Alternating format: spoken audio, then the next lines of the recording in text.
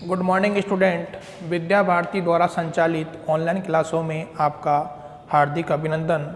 आज हम कक्षा 11 विषय गणित के अंतर्गत सम्मिश्र संख्याएं एवं द्विघातीय समीकरण के बारे में अध्ययन करेंगे। सम्मिश्र संख्या किस प्रकार की होती है, द्विघातीय समीकरण क्या है, इसके बारे में बात पढ़ने वाले हैं।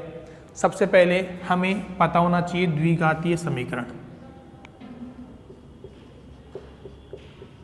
द्विघातीय समीकरण,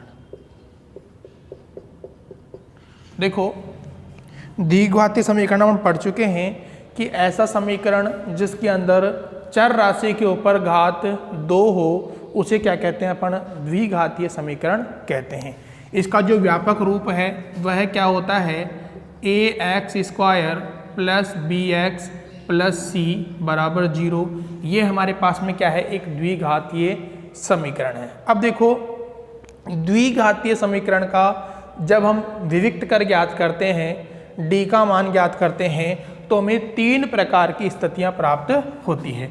यानी कि d बराबर होता है b का स्क्वायर माइनस 4ac बड़ा है 0 से। इसी प्रकार d बराबर होता है b का स्क्वायर माइनस 4ac बराबर होता है 0 से, और d बराबर b का स्क्वायर माइनस 4ac छोटा होता है 0 से। ये 3 प्रकार की स्थितियां हमें प्राप्त होती है।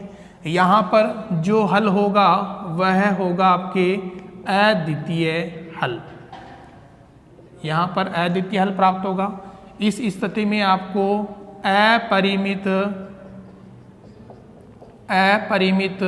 रूप में अनेक हल प्राप्त होंगे, और इस स्थिति में आपको जो हल हैं वो काल्पनिक प्राप्त होंगे।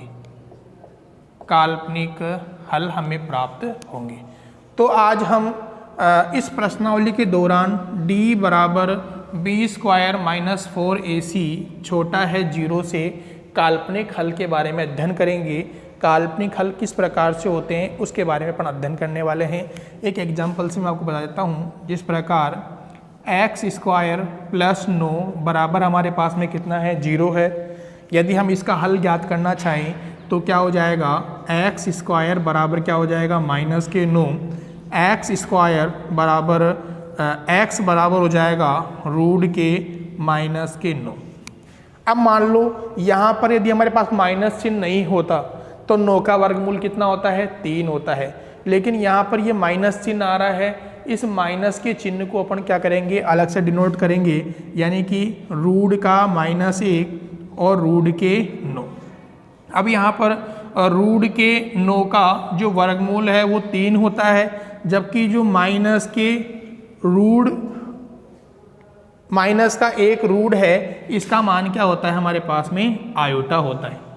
तो ये एक प्रकार से क्या है, हमारे पास में काल्पनिक संख्या है। तो यहाँ से हम इसके बारे में लिख लेते हैं थोड़ा बहुत कि यहाँ से रूट -1 को आयोटा कहते हैं। अब देखो आयोटा का मान कितना होता है, रूट माइनस का 1। अब यहीं से अपन कुछ बातें कर लेते हैं। जैसे हमारे पास में रूट माइनस का 1 है, इसका मान कितना होता है, आयोटा होता है। यदि हम आयोटा स्क्वायर का मान निकालना चाहें तो क्या हो जाएगा, आयोटा गुणा आयोटा, यानी कितना हो जाएगा, रूट का -1 गुणा रूट का -1, यानी कितना हो जाएगा, माइनस का 1। यानी कि आयोटा स्क्वायर का मान कितना होता है, माइनस का 1 होता है। एक बात हमें याद रखनी है, आयोटा का मान कितना होता है, माइनस का रूट 1 होता है। इसी प्रकार आयोटा क्यूब का मान निकालना चाहें तो क्या हो जाएगा, आयोटा का स्क्वायर गुणा आयोटा। आयोटा स्क्वायर का मान कितना होता है, -1। इसी प्रकार आयोटा का मान कितना होता है, रूट का -1। ठीक है, रूट के -1 को अपन क्या लिखते हैं, आयोटा लिखते हैं। तो यहाँ से क्या हो जाएगा, माइनस का 1 गुणा आयोटा, यानी कि माइनस के आयोटा हो जाएगा। इसी प्रकार आयोटा की घात 4, आयोटा का स्क्वायर इंटू आयोटा का स्क्वायर, -1 गुणा -1 यानी कितना हो जाएगा 1, यानी कि आयोटा की घात 4 का मान कितना हो जाएगा हमारे पास में 1। तो हमें ध्यान ये रखना है कि आयोटा की चाहे कोई सी भी घात हो, उस घात को हमें क्या करना है, आयोटा की घात 4 के रूप में क्या करना है, विभाजित करना है और प्रश्नों को हल करने का प्रयास करना है। जैसे अपन एक एग्जाम्पल लेते हैं, आयोटा की घात 53 है, हमें क्या करना है, इसका मान निकालना है। तो हम क्या करेंगे, आयोटा की घात 4 के रूप में इसे विभक्त करेंगे, यानी क्या हो जाएगा, आयोटा की घात 4, 13 चौकू 52, अब एक घात बच गई यानी कि आयोटा। अब देखो यहाँ से हम जानते हैं आयोटा की घात 4 का मान 1 होता है, 1 के ऊपर घात लग गई 13 आयोटा, यानी 1 की घात 13 का मान 1 होगा, यानी जो हमारे पास में आयोटा की घात 53 है उसका मान क्या प्राप्त हो जाएगा, आयोटा प्राप्त हो जाएगा। तो ये हमारे पास में काल्पनिक संख्या है आयोटा। इस आयोटा का मान हमें ध्यान रखना है, रूट -1 होता है, आयोटा स्क्वायर का मान -1 होता है, आयोटा क्यूब का मान माइनस आयोटा होता है, आयोटा की घात 4 का मान कितना होता है, 1 होता है। अब आगे बढ़ते हैं अपन सम्मिश्र संख्याओं के बारे में।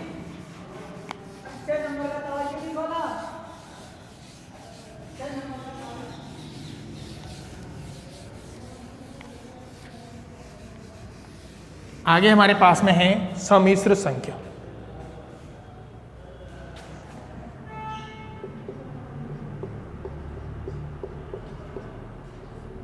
सम्मिश्र संख्या, अब देखो यहां से सम्मिश्र संख्या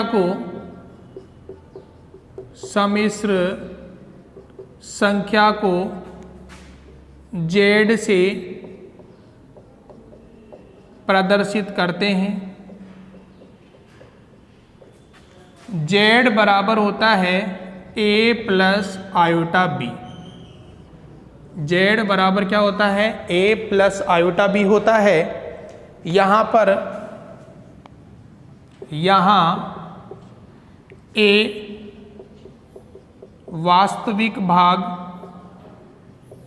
वास्तविक भाग यानी कि रियल नंबर तथा b काल्पनिक भाग इमेजिनरी जेड से प्रदर्शित किया जाता है,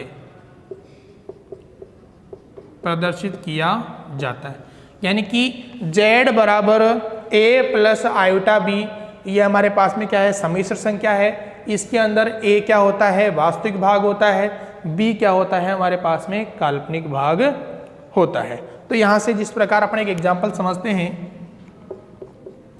जेड बराबर है 2 प्लस 5 आयोटा, तो यहाँ हमें ध्यान रखना है आपके जो रियल नंबर है, रियल संख्या है वो 2 है, और आपके जो इमेजिनरी संख्या है वो कितनी है, हमारे पास में 5 है।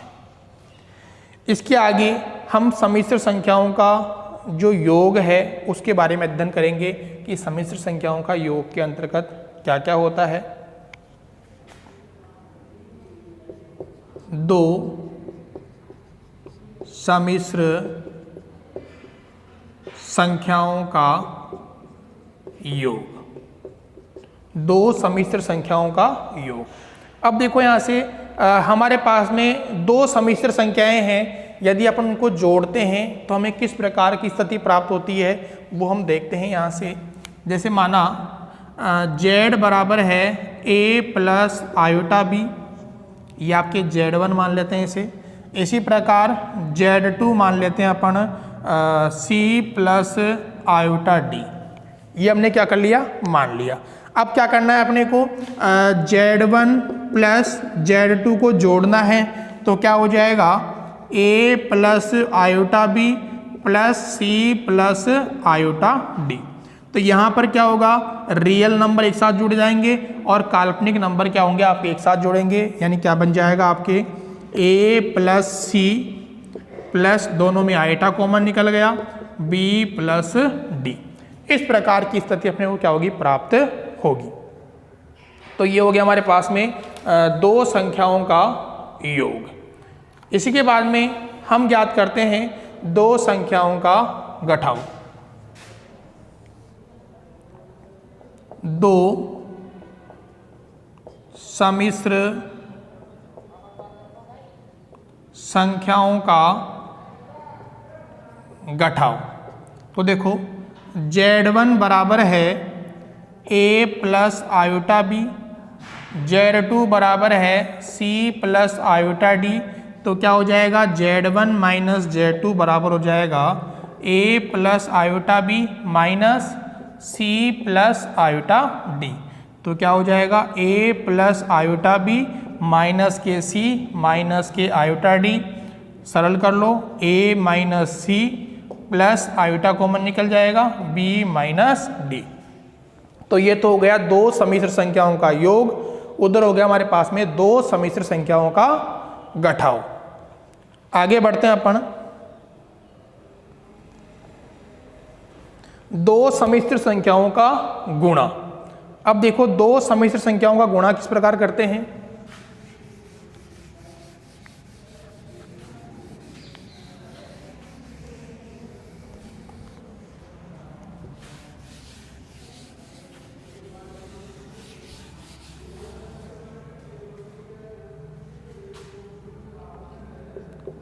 दो सम्मिश्र संख्याओं का गुणा। Z1 बराबर है a plus iota B, Z2 बराबर है c प्लस आयोटा डी। ये हमारे पास में है। हमें क्या करना है, Z1 को गुणा करना है Z2 से। तो क्या हो जाएगा, देखो a प्लस आयोटा बी को गुणा करेंगे c प्लस आयोटा डी से। किस प्रकार गुणा होंगे, देखो a को c से गुणा किया, क्या होगा ac, c को आयोटा डी से गुणा करेंगे, a को आयोटा डी से गुणा करेंगे तो आयोटा ad, इसको इससे गुणा करेंगे क्या हो जाएगा आयोटा bc, इसको इससे गुणा करेंगे क्या हो जाएगा आयोटा का स्क्वायर bd। ये में प्राप्त होगा। देखो यहाँ से AC प्लस दोनों में आयोटा कॉमन निकल जाएगा, AD minus BC। Iota square का मान कितना होता है -1, तो माइनस BD। सरल करोगे क्या हो जाएगा AC minus BD plus iota AD minus BC। इस प्रकार हमें दो संख्याओं का गुणनफल प्राप्त होगा। इसके बाद में आपके जो दो सम्मिश्र संख्याएं हैं वह क्या करती है, क्रम विनिमय नियम का पालन करती है। तो यहाँ अपन लिखेंगे दो सम्मिश्र संख्याएं क्रम विनिमय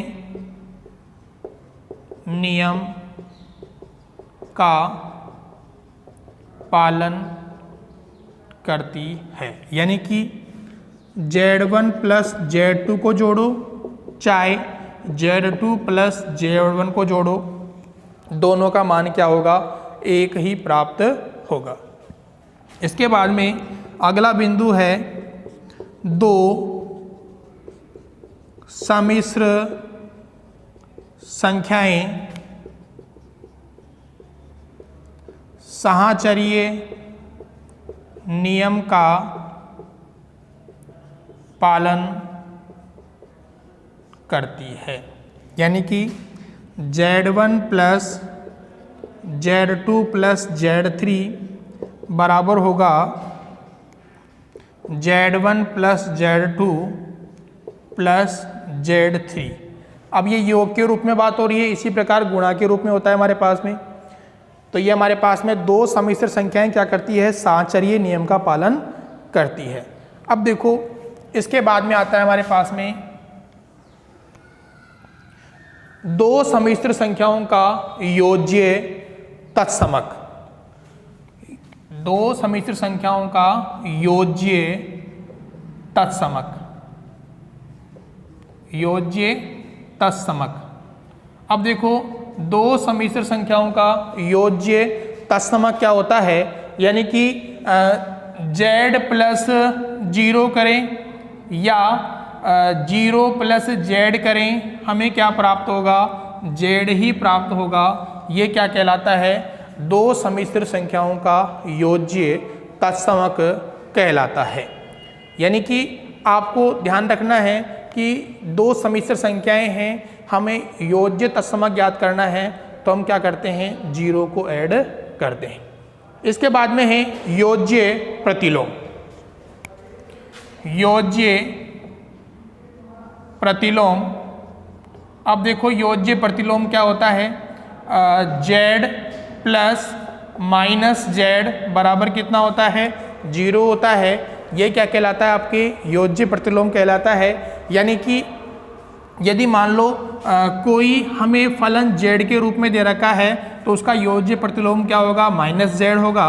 यदि माइनस z दे रखा है तो हमें योज्य प्रतिलोम क्या होगा, उसका प्लस का z हमें प्राप्त होगा। इसके बाद में हमारे पास में है योज्य प्रतिलोम हो गया। उसके बाद में हम पढ़ते हैं गुणात्मक प्रतिलोम। गुणात्मक प्रतिलोम, अब देखो गुणन प्रतिलोम क्या होता है हमारे पास में, कि जो सम्मिश्र संख्या हमारे पास में है वह सम्मिश्र संख्या, लिख लो इसी के अंदर, गुणात्मक प्रतिलोम। यानी कि z हमारे पास में सम्मिश्र संख्या है, इसका गुणात्मक प्रतिलोम क्या होगा, 1/z, यानी कि z का इनवर्स। ये क्या कहलाता है, आपके गुणात्मक प्रतिलोम कहलाता है। इसी प्रकार गुणन के अंदर क्रम विनिमय नियम का पालन होता है, गुणन के अंदर साहचर्य नियम का पालन होता है, गुणात्मक तत्समक होता है। तो गुणात्मक तत्समक के अंदर क्या करते हैं, गुणात्मक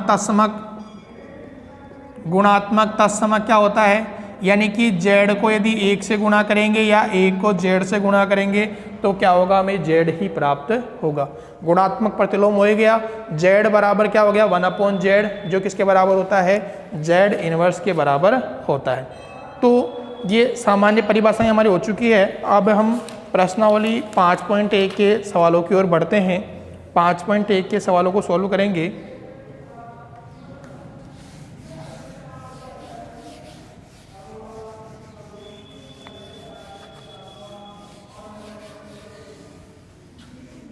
सभी विद्यार्थी परिभाषाओं को याद करेंगे। प्रश्न नंबर 1, 5.1 का पहला प्रश्न हमारे पास में है, 1 से 10 तक की सम्मिश्र संख्याओं में प्रत्येक को a प्लस आयोटा b के रूप में क्या करना है, अपने को व्यक्त करना है। सभी सम्मिश्र संख्याओं को a प्लस आयोटा b के रूप में हम प्रदर्शित करेंगे। पहला दे रखा है अपने को 5 आयोटा को गुणा करेंगे अपन माइनस के 3/5 आयोटा के रूप में। अब देखो z बराबर हो गया 5 आयोटा गुणा माइनस के 3/5 आयोटा। 5 से 5 हमारा कट जाएगा, कितना आ गया, z बराबर हो गया माइनस के 3, आयोटा को आयोटा से गुणा करेंगे आयोटा स्क्वायर, z बराबर क्या हो जाएगा, आयोटा स्क्वायर का मान हम जानते हैं कितना होता है, -1, -1 को -3 से गुणा करेंगे कितना आएगा, 3। यानी कि हमें क्या करना है, इस सम्मिश्र संख्या को a प्लस आयोटा b के रूप में लिखना है। तो क्या हो जाएगा, z बराबर हो जाएगा 3 प्लस आयोटा 0। ये क्या हो गई हमारे पास में सम्मिश्र संख्या हो चुकी है। इसी प्रकार दूसरा प्रश्न दे रखा है अपने को, आयोटा की घात 9 प्लस आयोटा की घात 19, ये अपने को दे रखा है। तो z बराबर क्या हो गया, आयोटा की घात 9 आयोटा की घात 19। देखो इसे हम क्या करेंगे, आयोटा की घात 4 के रूप में लिखेंगे। तो क्या हो जाएगा, z बराबर आयोटा की घात 4 के ऊपर घात 2, आयोटा बच गया। देखो आयोटा की घात 4 के ऊपर 2 घात लगा दी, यानी 4 दूनी 8, 1 घात शेष रह गई। इसी प्रकार आयोटा की घात 4 के ऊपर घात लगा दी हमने 4, 4 से कुछ 16 है, बच गया कितना हमारे पास में, आयोटा की घात 3। देखो z बराबर हो जाएगा, ये हो गया 1 की घात 2 आयोटा प्लस 1 की घात 4 माइनस के आयोटा। तो इधर से आयोटा की 1 की घात 2 1 ही होता है, 1 की घात 4 1 ही होता है, यानी z बराबर क्या हो जाएगा आयोटा, इधर हो गया माइनस का आयोटा, यानी कितना आ जाएगा हमारे पास में 0। यानी कि हमारे पास में जो z है वो किस प्रकार आएगा 0 प्लस आयोटा z के रूप में क्या होगी हमारे पास में संख्या प्रदर्शित होगी। इसके बाद में अगला प्रश्न हमारे पास में है तीसरा हमारे पास में है आयोटा की घात माइनस के 39 अपने को दे रखा है। अब देखो आयोटा की घात माइनस 39 अपने को दे रखा है, तो इस आयोटा की घात को हम क्या करेंगे घात 4 के रूप में प्रदर्शित करेंगे। तो क्या हो जाएगा आयोटा की घात 4, अब देखो 9 चौक 36, 9 चौक 36 बच गए कितने हमारे पास में 3 घात बच गई, किसकी बचेगी आयोटा की घात माइनस के 3 हमारे पास शेष रह गई। इधर क्या हो जाएगा 1 की घात माइनस के 9 और आयोटा की घात 3 हमारे पास में है। आयोटा की घात 3 को हम नीचे ले आएंगे, क्या आ जाएगा 1 अपॉन आयोटा की घात 3।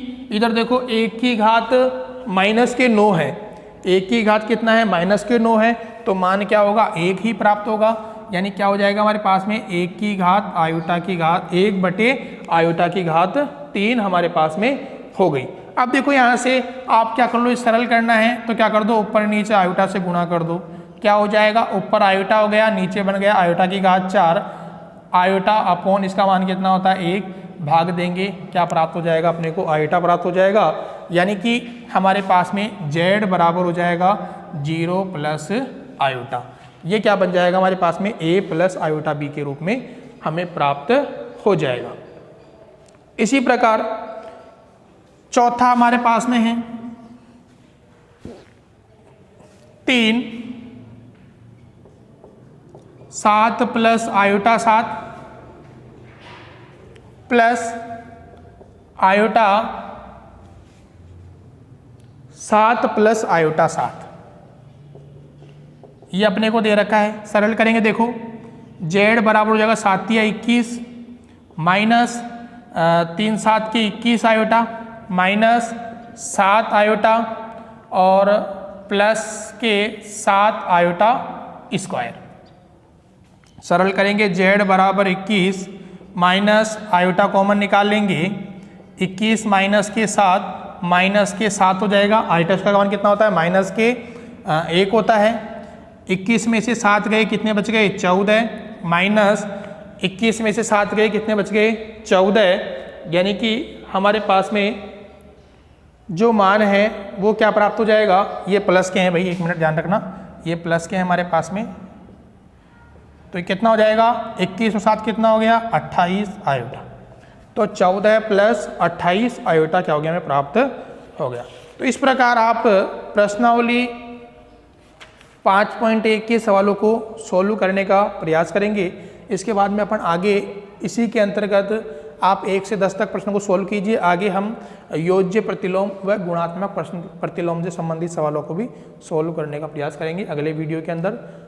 तो आज हमने सम्मिश्र संख्याओं का काल्पनिक रूप पढ़ा, कुछ परिभाषाएं देखी, कुछ गुणधर्म देखे, इनसे संबंधित आपको सवालों को हल करने का प्रयास करेंगे। यदि वीडियो अच्छा लगे तो लाइक व शेयर जरूर करें।